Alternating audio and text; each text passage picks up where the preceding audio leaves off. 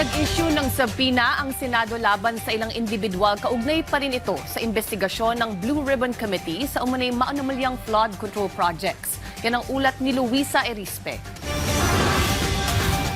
Ipinasabina na ng Senado si dating Congressman Saldico, dating DPWH Secretary Manuel Bonoan at 10 iba pa.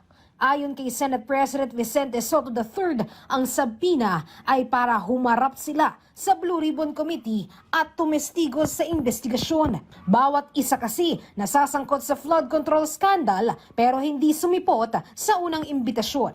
Kasama rin sa listahan si Orly Guteza, na isang beses lang humarap sa pagdinig ng Blue Ribbon noong nakaraang taon at hindi na muli nagpakita. Gayon din si dating Yusek Trijiv Olivar na pinaniniwalaang tumanggap din ng kickbacks mula sa flood control projects. Naunan namang sinabi ni Senate President Panfilo Lacson kung hindi talaga sisipot ang mga nabigyan ng sabina, pwede na silang ipakontempt ng komite o kaya ay ipaaresto kahit pa si Bonoan na wala sa Pilipinas ngayon. Kung may lalabas na waranto para sa kanya, kasi papadala namin siya ng subpina. At siyempre, hindi siya makakarating, makokontempt siya at pa-issue din namin ng warrant.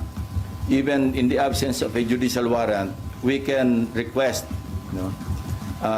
the proper authorities para maibalik siya sa Pilipinas. Samantala, ngayon namang lusot na bilang state witness si Henry Alcantara, Roberto Bernardo, Sally Santos at dating DPWH Engineer Gerard Opulencia.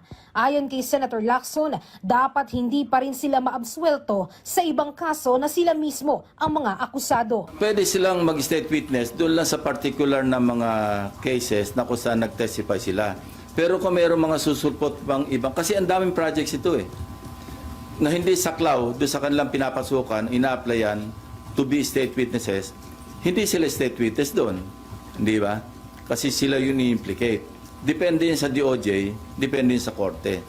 Pahaharapin pa rin naman anya si Alcantara sa Blue Ribbon Committee hearing sa Lunes para ipaliwanag ang mga naunang kumalat na balita na magre-recant o babawiin niya ang kanyang mga salaysay. Sa kabila ng pagtanggi ng abogado ng kampo ni Alcantara, gusto pa rin natin malaman ano yung may mga atempa na nangyari para sila'y mag-recant.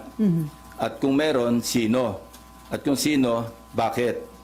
Kaya ganun pa rin, gusto pa rin natin maliwanagan yung istorya behind the reports na nag-recant na o nagpaplano mag-recant sina Alcantara. Nakakulong pa rin naman ngayon sa Senado si Alcantara dahil sa contempt order sa kanya noong nakaraang taon ng komite. Pero ayon kay Senate President Soto, sa Lunes, pag-uusapan nila ng DOJ ang magiging kustodiya ni Alcantara ngayong pasok na siya sa Witness Protection Program. Luisa Erispe para sa Pambansang TV sa Bagong Pilipinas.